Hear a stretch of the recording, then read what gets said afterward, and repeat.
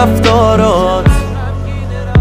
من ازت خیلی توقع داشتم و خیلی عقب موندی، ازت خیلی عصبانی و خیلی تیره و تارم. اصلا کی دیده بودی انقدر دلگیر اتاقم؟ عجب احساس گند و بد و چرکی به تو دارم. ازت خیلی توقع داشتم و خیلی عقب موندی، ازت خیلی عصبانی و خیلی تیره و تارم. اصلا کی دیده بودی انقدر دلگیر اتاقم؟